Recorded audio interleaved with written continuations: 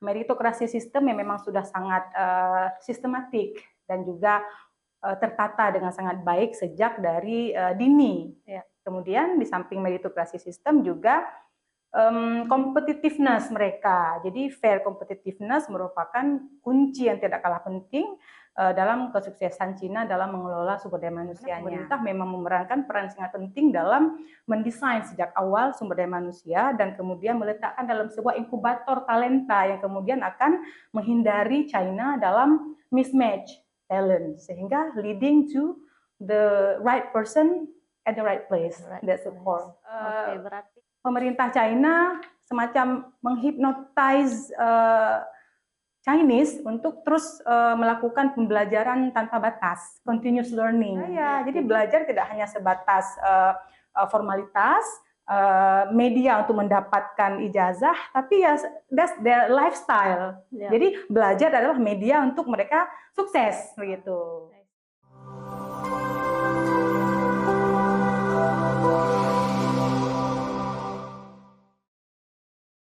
Assalamualaikum warahmatullahi wabarakatuh. Halo semuanya, selamat datang di Seramo Inspirasi, ruang berbagi, bertumbuh, dan berinovasi.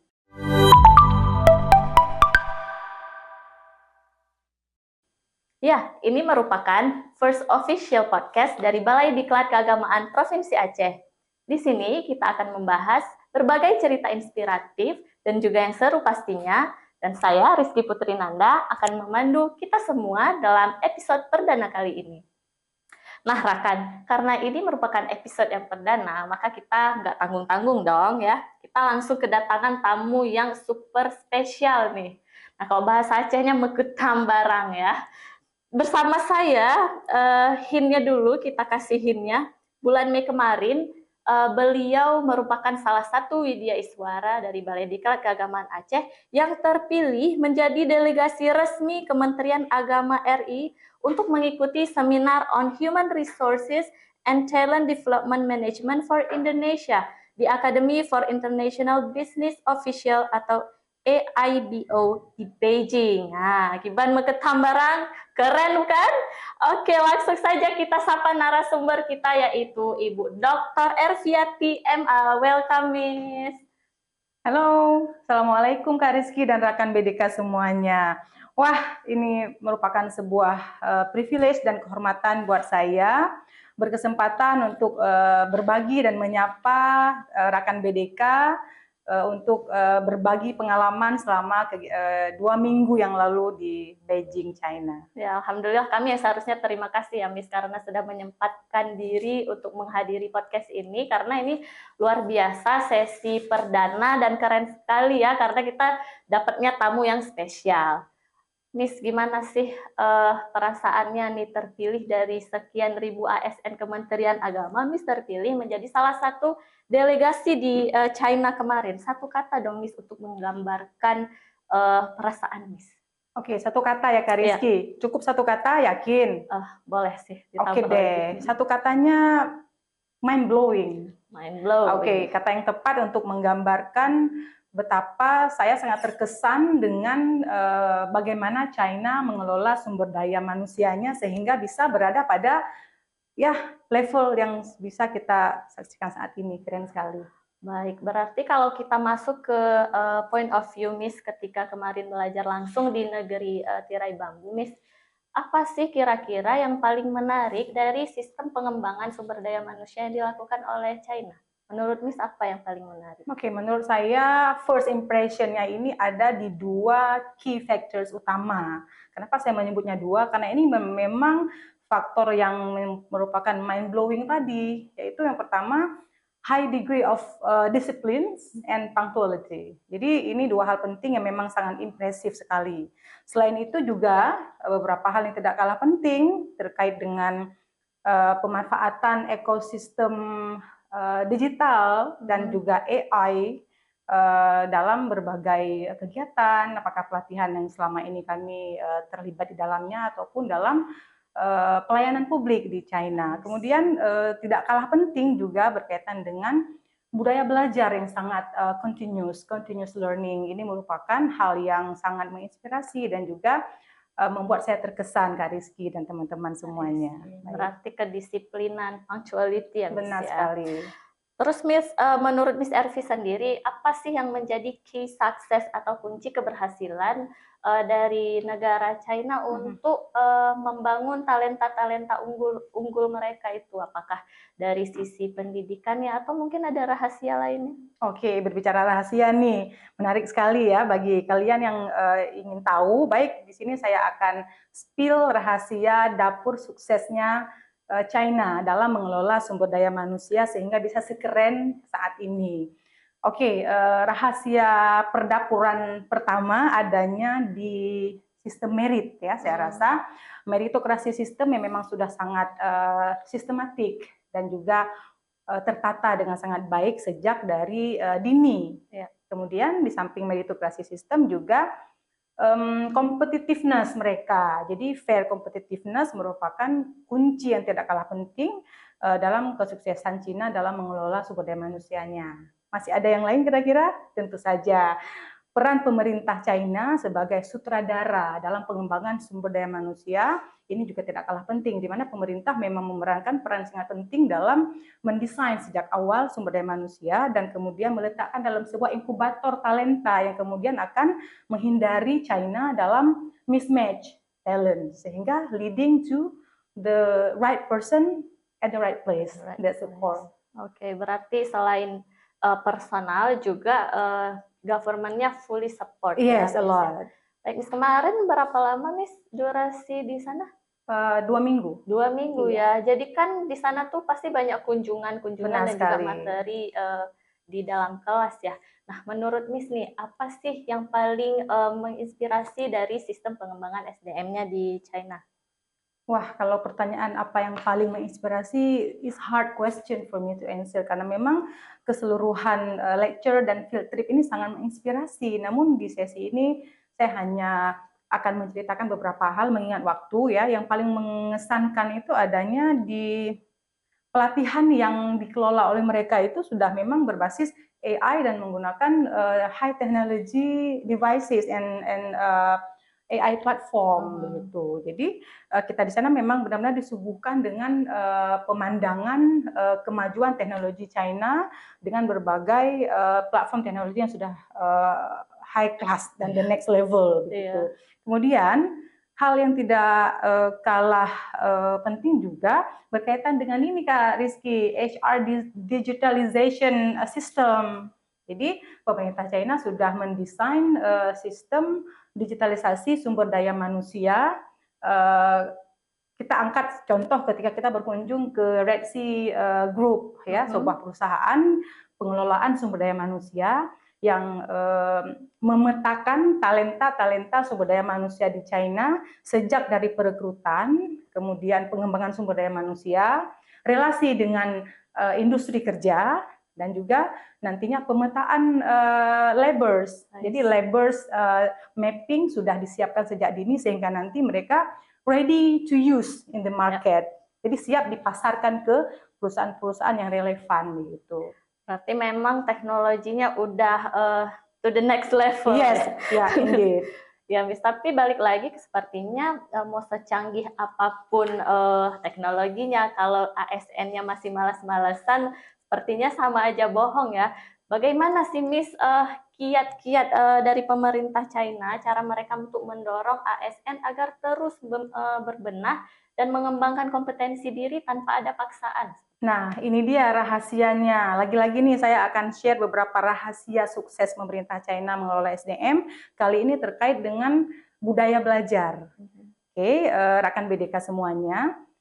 Apa yang kami lihat selama 2 minggu yang lalu bahwa pemerintah China semacam menghipnotize Chinese untuk terus melakukan pembelajaran tanpa batas, continuous learning. Jadi hal ini terlihat bahwa mereka terus belajar, terus memaksa diri, memompa diri dengan kompetensi to the next level, dan ini sudah menjadi budaya. Jadi belajar tidak hanya sebatas formalitas, media untuk mendapatkan ijazah, tapi ya that's their lifestyle. Yeah. Jadi belajar adalah media untuk mereka sukses begitu. I see. I like that line. Berarti belajar itu memang sudah menjadi kebutuhan, Iya, benar bukan sekali. lagi kewajiban. Itu yang sudah terdoktrin ya di masing-masing personal. Benar sekali ya. Kak Rizky. Baik, sekarang kita pulang kampung nih, Miss. Kita Oke, let's go home.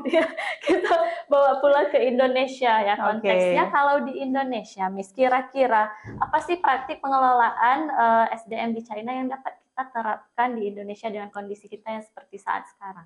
Oke, kita pulang kampung ya. Oke, baik. Sejauh pengamatan saya dan teman-teman selama di Beijing, ada baiknya kita ingin menyarankan ke pemerintah Indonesia, terkhusus Kementerian Agama, untuk mengelola secara satu pintu. Jadi adanya HR management di satu pintu. Kemudian juga inkubator human resource talent mapping itu juga lebih kerennya agar bisa didesain secara lebih sistematik dan juga terintegrasi. Nah, di situ database dan big datanya yang berbicara. Jadi A sampai Z tentang human resource talent development itu ada di situ. Kemudian satu hal yang juga tidak kalah penting adalah HR analytics. Jadi big datanya nanti akan menjelaskan stok talenta dan juga sumber daya manusia yang ready to use tadi di pasar kerja. Jadi tidak overlapping ya. Jadi tersentral, tidak overlapping dan right man in the right place. Demikian Kak Rizky. Nah, jika praktik tadi yang disebutkan kita terapkan di Indonesia, khususnya misalnya di kementerian kita, Kementerian Agama, kira-kira perubahan apa ya, Miss, yang akan terjadi menurut Miss Ervi? Oke, kita ini pulang ke Kemenak ya. Iya, kalau tadi pulang kampung ke Indonesia, kita pulang ke Kemenak nih, rumah besar kita. Baik, Kak Rizky dan rekan BDK semuanya.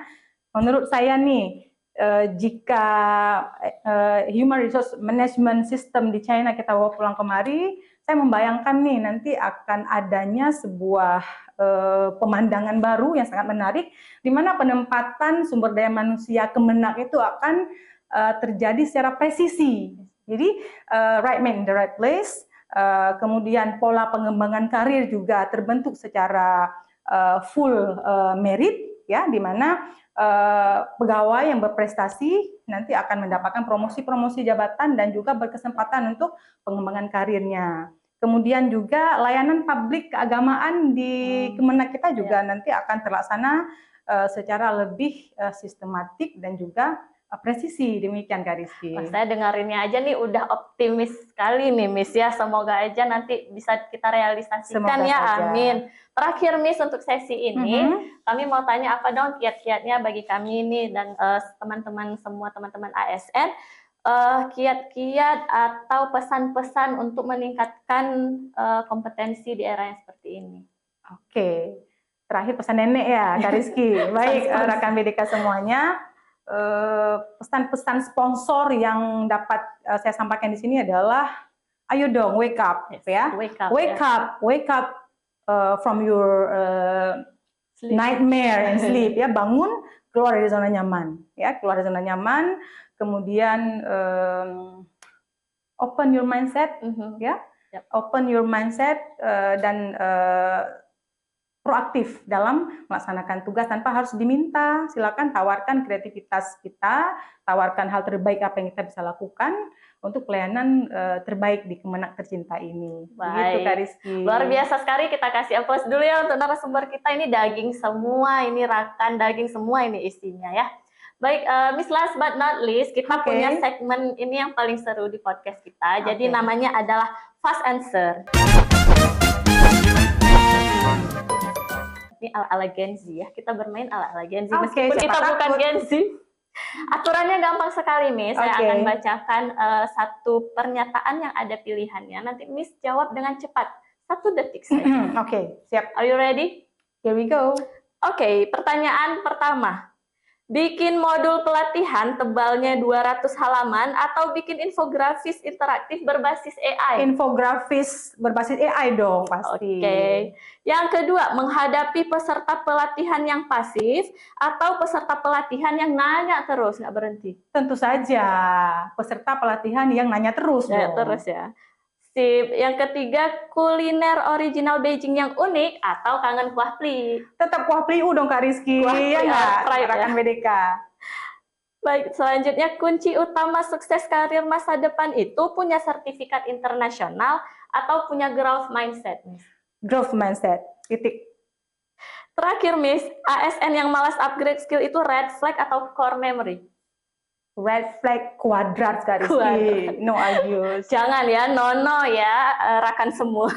Luar biasa sekali, terima kasih Miss sudah bermain Fast Answers bersama kami dan juga kita sudah mendengarkan tadi kiat-kiat pengembangan sumber daya manusia di era global seperti ini. Terima kasih juga untuk Miss Ervis telah menghadirkan Global Talent Vibes. Kami berasa vibes-nya internasional sekali ya, membuka wawasan dan sangat inspiratif.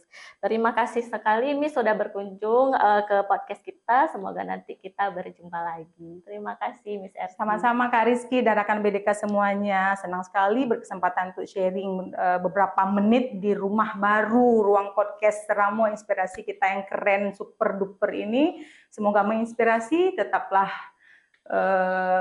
merepotkan diri dengan keluar dari zona nyaman, keep fighting, proaktif, grow mindset. Demikian, terima kasih. Oke, terima kasih Miss. Sukses terus Miss untuk diklat-diklat ke depannya. Amin, terima kasih. Oke rekan, itu dia obrolan seru kita hari ini, sangat inspiratif bersama Miss Ervi. Tidak terasa waktu kita sudah habis. Jadi jangan lupa like, komen, dan share video ini ke rekan-rekan ASN semua. Dan jangan lupa juga hit the subscribe button. Jadi nanti rekan tidak akan ketinggalan untuk episode-episode selanjutnya yang sangat seru pastinya. Baik, tetap stay positive, stay competent, and bye-bye. Saya Rizky Putrinanda dan seluruh kru yang bertugas, kami mohon pamit undur diri. Wassalamualaikum warahmatullahi wabarakatuh. Waalaikumsalam, bye-bye.